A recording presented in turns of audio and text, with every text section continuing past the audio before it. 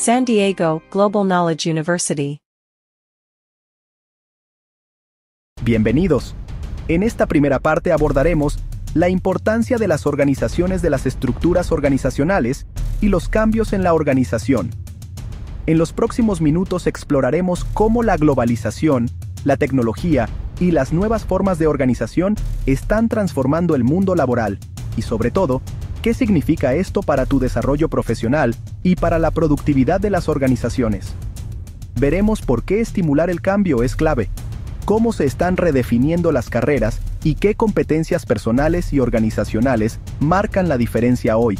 También analizaremos ejemplos reveladores, desde la naturaleza hasta Internet, y un marco conceptual práctico para entender sistemas complejos y tomar mejores decisiones. Preparen sus notas. Al final tendrán herramientas concretas para identificar su propuesta de valor, crear relaciones que agreguen valor real y gestionar con éxito sus transiciones profesionales. El cambio para lograr promover los éxitos productivos, la capacidad para responder al cambio y para lograr el éxito, proviene de los niveles personales y de la organización. A nivel personal, el cambio de la organización se refleja en lo que vemos cada vez más que las personas hombres y mujeres menores, de 35 años, no se quedan mucho tiempo en su trabajo. En Estados Unidos, por ejemplo, el promedio de 32 años, que ya es algo que lo han visto 9 patronos, 9 empresas diferentes. Si bien Estados Unidos, la economía crea más de 100.000 trabajos cada mes. El promedio de 300.000 personas presentan reclamos por seguro de desempleo. Cada semana las leyes y los reglamentos diseñados para proteger, ya sea a los trabajadores o empleadores de Estados Unidos, protegerlos contra las desigualdades de su contrato social, han demostrado ser prácticos en esta economía. En Europa, en cambio, donde es más difícil por lo general contratar y despedir a empleados, la tasa de desempleo ha subido, mientras que en Estados Unidos ha estado en un promedio del 4%, que ha estado a su nivel más mínimo de los últimos 30 años. Los gobiernos, por lo tanto, deben desmantelar los reglamentos y las leyes laborales que ya no sirven, o en su caso resultan obsoletas, y tratar de adaptarse a las nuevas necesidades cambiantes y buscar soluciones más flexibles. Existen interrogantes que sobresalen en este tema. El futuro del trabajo de los empleados en todo nivel deben ahora tomar la iniciativa para educarse y reeducarse a sí mismos para construir su propia marca personal, para conocer su propia historia y estar preparados para trabajar en red. ¿Acaso las tradiciones, las profesiones tradicionales y las carreras técnicas están desapareciendo del mercado laboral internacional? Las carreras de un solo enfoque, de hecho, ya están cambiando. Esto no es solamente se trata si hay cambios que han creado las nuevas carreras, sino simplemente es porque el mundo de las carreras profesionales de hoy se están redefiniendo. Los RED definen los empleadores que tienen necesidades reales, así que el trabajador de hoy no tiene, y lo más probable es que no tenga un campo en el cual vaya a trabajar de un año a otro, sino que esto va cambiando, y ese empleador va a tener más bien a un problema que él está tratando de resolver. Esto se está impulsado por los valores o por las tecnologías que cambian. La globalización y la tecnología tiene un impacto importante en todo lo que hace una organización a una empresa. Pero también, muchas de las cosas que se hacen a nivel local, y estos cambios locales tienen mucho que ver en volver a colocar a los seres humanos en ese contexto. Las tendencias de la dinámica del ambiente de trabajo y cómo nos debemos organizar para poder hacer las cosas mejor. No obstante, las organizaciones persiguen metas muy diferentes dentro de cada giro. Es probable que en realidad todas esas organizaciones están estructuradas de una manera similar. Por ejemplo, lo más probable es que la mayoría de las organizaciones operan con una estructura jerárquica en la cual los de arriba tienen más poder, toman decisiones más importantes y ganan más dinero. Lo más probable es que trabajemos para una entidad que es pública, o es de propiedad de alguien más o de muchos accionistas, a quienes de seguro nunca se ha conocido. También es muy probable que si estamos trabajando en una empresa de tipo familiar o de un solo propietario en un futuro cercano, y ésta se convierte en una sociedad anónima de accionistas, también es muy probable que en algún momento nos veamos involucrados por lo menos una vez en algún programa de compactación de personal o de reestructuración organizacional. Esta similitud de experiencias organizacionales de nuestro trabajo no nos debe de sorprender si nos hubiéramos reunido hace 100 años para comparar las experiencias de trabajo que hubiéramos tenido dentro de las organizaciones. Estas hubieran sido muy diversas y distintas. Hasta las últimas 4 décadas del siglo XX, las estructuras de las instituciones educativas, gobiernos y empresas eran significativamente diferentes, cuando la búsqueda y persecución de objetivos económicos se convirtió en una fuerza dominante para todos. Las estructuras organizacionales y nuestras experiencias dentro de ellas comenzaron a ser más similares y a converger. Una de las consecuencias irrefutables de la creciente globalización en los últimos años ha sido la eliminación de diferencias entre los criterios de nuestras sociedades que utilizan para definir el éxito y el desarrollo. Claramente, el crecimiento del Producto Doméstico Bruto y la eficiencia económica han sido los criterios de éxito más dominantes de la segunda mitad del siglo XX y lo que va del siglo XXI. Una medida del éxito que estos ciertos criterios han tenido es el hecho de que las organizaciones que anteriormente no hubiéramos considerado o visualizado como entidades económicas, tales como universidades, sistemas de gobierno y asociaciones civiles, comienzan ahora a estructurarse como empresas productivas, adoptando el uso de estos criterios de éxito económico. La empresa más grande del mundo de desarrollo inmobiliario residencial albergue a millones de individuos sin utilizar ninguna jerarquía organizacional. Aquí tienen a los accionistas de esta empresa. Las termitas. Un núcleo de termitas puede medir hasta 6 metros de altura e incluir a millones de termitas. Estos núcleos se forman con suelo aglutinado por saliva y cocido por los rayos del sol.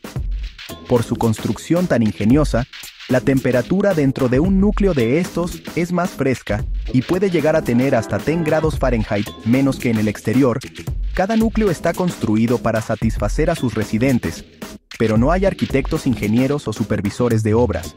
De alguna manera, cada termita juega el rol necesario para asegurar la creación de esta gran hazaña de ingeniería ecológica, sin requerir ninguna administración o supervisión. De hecho, el rol de cada termita es tan simple que se puede modelar en una computadora utilizando 3 reglas básicas.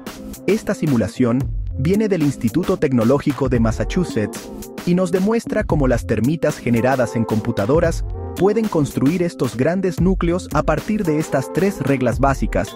El segundo estudio de casos se refiere a un sistema que es la empresa pequeña más prolífica, productiva y rentable sobre el planeta hoy en día. Esta empresa produce, entre otras cosas, la computadora más conocida, eficiente y compleja que existe, y utiliza componentes biodegradables y reciclables en un 100%. Esta empresa ha venido operando en su forma actual por miles de años, y aún así, cumple con todos los estándares internacionales actuales relativos a la eficiencia de sus servicios y a lo amigable de su funcionamiento.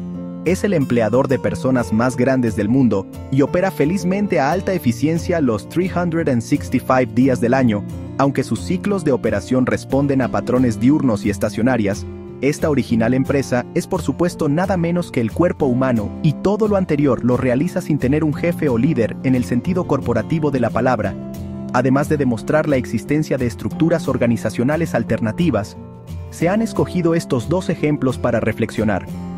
Cómo los seres humanos no tienen el monopolio de los diseños organizacionales.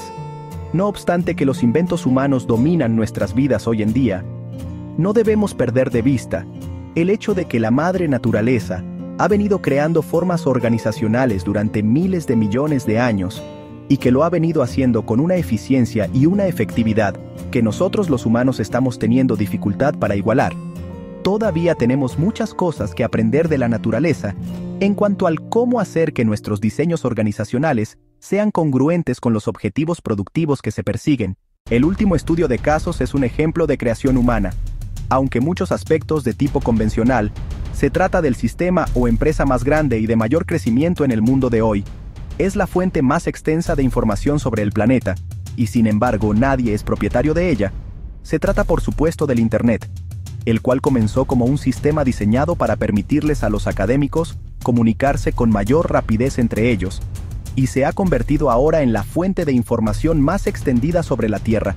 Mientras que grandes cantidades de dinero se ganan y se pierden dentro de ella diariamente, nadie la controla ni la tiene en propiedad. ni tampoco su estructura se ha diseñado en ningún sentido convencional. La forma más primitiva de organización humana fue la tribu, un grupo de individuos relacionados genéticamente, quienes se unían para proteger su sobrevivencia colectiva. Las tribus han existido durante cientos de miles de años, bastante más tiempo que cualquier otra forma de organización humana. Estas tribus han comprobado ser extremadamente efectivas por dos razones principales. Primero, en razón de que el rol que jugaba cada individuo en la tribu evolucionaba aprovechando sus habilidades particulares, y segundo, en razón de que las tribus eran lo suficientemente pequeñas para que cada persona pudiera apreciar plenamente el valor que tenía el rol y contribución de cada individuo para asegurar la sobrevivencia colectiva. Hace aproximadamente 9000 años, los humanos comenzaron a crear asentamientos permanentes, una innovación para la cual la organización tribal no estaba adaptada. Las primeras ciudades no solo hicieron que muchas tribus comenzaran a vivir más cerca unas de otras, sino que también requirieron nuevos tipos de colaboración entre ellas. Las murallas de Jericó, la ciudad más antigua, por ejemplo, eran 30 pies de anchas y por lo menos 20 pies de altas. Dentro de esta antigua ciudad vivieron hasta 2,000 o 3,000 personas, incluyendo artesanos, arquitectos, guerreros y administradores. Las estructuras tribales habían sido antes incapaces de construir esa infraestructura, ya que 3,000 personas hubieran sido demasiadas para haberse agrupado simplemente por lazos consanguíneos. Estas ciudades primitivas desarrollaron jerarquías sociales significativas, incluyendo leyes, reglamentos y normas culturales, para poder mantenerse todos unidos. La estructura física de las primeras ciudades, así como su organización interna, fueron diferentes en diversas partes del mundo. Algunas, como las primeras ciudades romanas, se construyeron bajo una misma fórmula en un intento por crear infraestructuras físicas y sociales que fueran idénticas. Otras, como las primeras ciudades chinas, crecieron y se desarrollaron idiosincráticamente sin las preferencias de la élite en el poder. Estas formas de organización evolucionaron para poder satisfacer cada vez más nuevas necesidades. Los seres humanos comenzaron a involucrarse en actividades a una escala que nunca antes se había intentado y experimentaron con una amplia gama de estructuras organizacionales en sus proyectos urbanos. Gradualmente surgieron estructuras exitosas que eran trasplantadas a otros lugares cuando se iniciaban nuevos proyectos, imperios y dinastías completas. Fueron creándose de esta manera cuando comenzaron a tener más éxito los que se organizaban con mayor eficacia para hacer las cosas por encima de quienes no tenían esta capacidad. Imperios completos tales como el Imperio Romano fueron también destruidos cuando se hicieron demasiado rígidos e inflexibles en su organización para poder responder a nuevas circunstancias. Libros enteros se han escrito sobre el surgimiento y caída de las civilizaciones. Durante muchos años se pensó que los avances en la agricultura habían sido el factor que aprendió la chispa para el desarrollo de la ciudad. Sin embargo, en años recientes se ha reconocido que muchas ciudades antiguas fueron en realidad localizadas cerca de yacimientos de recursos materiales escasos y valiosos, tales como la sal, el pedernal o la piedra de obsidiana, que los cuales eran extraídos por los que vivían en la ciudad, y luego comercializados algunas veces hasta grandes distancias, y frecuentemente para obtener alimentos y otras necesidades básicas. Ahora es generalmente aceptado el hecho de que la hacienda de cultivos y la domesticación de animales surgieron como actividades un tiempo después de que se habían creado los asentamientos en esas ciudades. Buena parte de ese comercio primitivo era una actividad comunal, durante la cual todos los residentes de la ciudad compartían lo que se recibía. Sin embargo, rápidamente se desarrolló en intercambio individual a medida que se crearon bienes especializados, y estos se comenzaron a vender. Hay evidencia clara de la existencia de sociedades jerárquicas en todas las ciudades primitivas, ya que algunos residentes rápidamente se hacían más ricos que otros. Las ciudades se hicieron grandes y complejas ciudades, con más de 40,000 personas. Se conoce haber existido hace más de 5,000 años y la escala de las iniciativas comerciales que se realizaban en estas ciudades se incrementó exponencialmente. En los lugares donde los bienes alguna vez se intercambiaban directamente o se daban en trueque, la creciente complejidad del comercio inspiró la creación de diversos tipos de monedas. Estas monedas elevaron la eficiencia del intercambio y el comercio, haciendo posible que tanto compradores como vendedores recibieran bienes intercambiables Muy pronto llegó a ser imposible que alguna persona en lo individual, incluyendo a los reyes o emperadores, pudieran financiar o inclusive controlar todos los proyectos necesarios para desarrollar, sostener y hacer crecer una ciudad o un imperio. Entonces surgieron nuevas formas creativas para obtener los fondos requeridos, la mayoría de los cuales involucraban el juntar los recursos monetarios de varios individuos. Por ejemplo, la primera sociedad de accionistas apareció en el siglo XIV, cuando un grupo de productores de granos franceses colaboraron para construir conjuntamente un molino de harina que nadie podía financiar por sí solo. La revolución industrial cambió la dinámica de las organizaciones significativamente.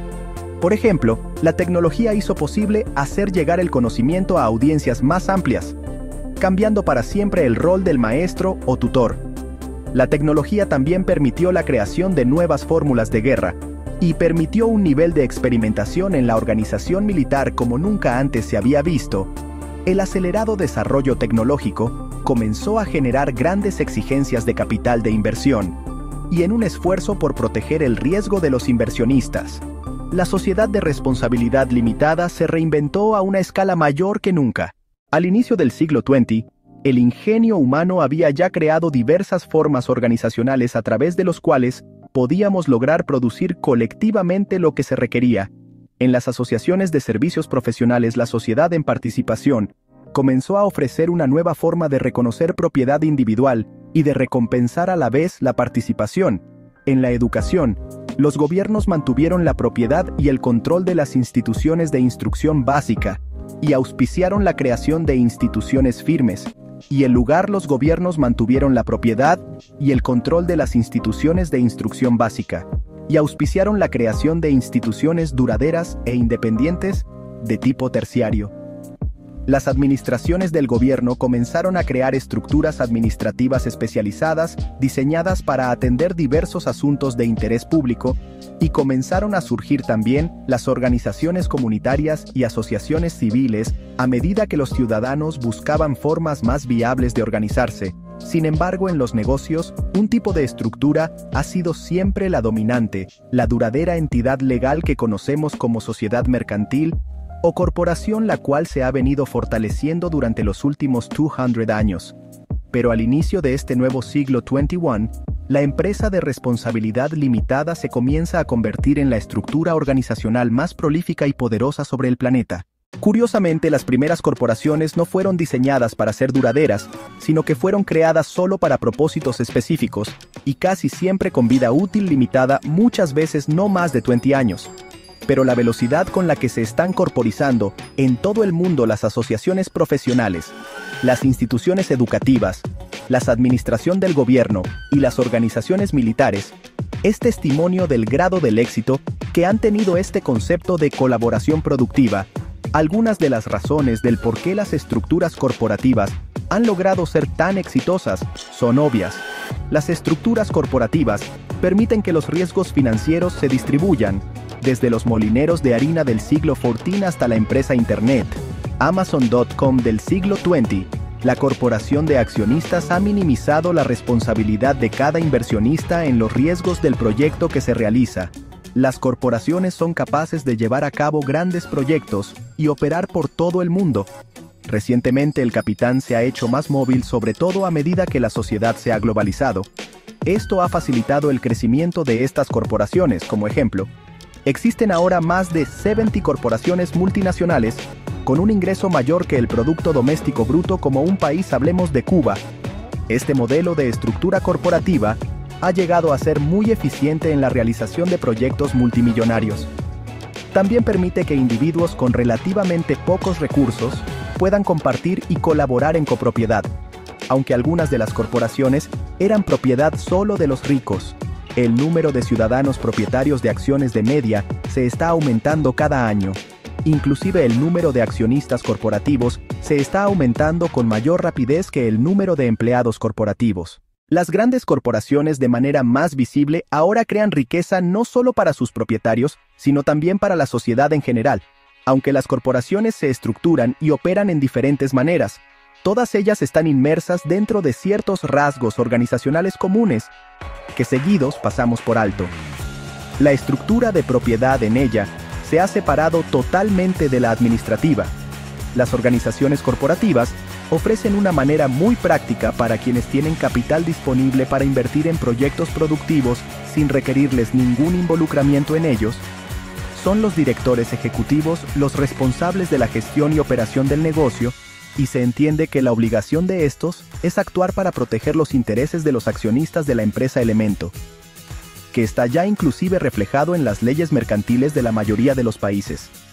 A medida que las corporaciones han crecido en escalas, se ha generado un segundo elemento de separación o aislamiento, ahora entre directores y trabajadores, con la tendencia de asignar cada vez menor responsabilidad en el desempeño final de la organización al trabajador, quien simplemente se ve como una persona que realiza tareas específicas asignadas por sus supervisores. Detrás de esto, hay algunos problemas sutiles que rara vez se comentan. Puesto que la empresa tiene una identidad legal autónoma, es posible hablar de los objetivos de la corporación y distinguir estos objetivos de los de cualquier persona o grupos de personas dentro de ellas. Es posible inclusive y de hecho obligatorio que los que estén dentro de la corporación busquen alcanzar esos objetivos corporativos aun si estuvieron en conflicto directo con los objetivos personales. La carrera por cumplir con estos objetivos corporativos de lo que supuestamente ha justificado los muchos programas de compactación y reingeniería organizacional recientes que, como ya sabemos, han sido sujeto de crítica por diversas razones. De esta forma, las corporaciones han logrado un lugar especial en el mundo. Están separadas de las personas que están dentro de ellas, actúan totalmente en búsqueda de sus propios y mejores intereses, y consumen y generan a la vez grandes cantidades de dinero y riqueza.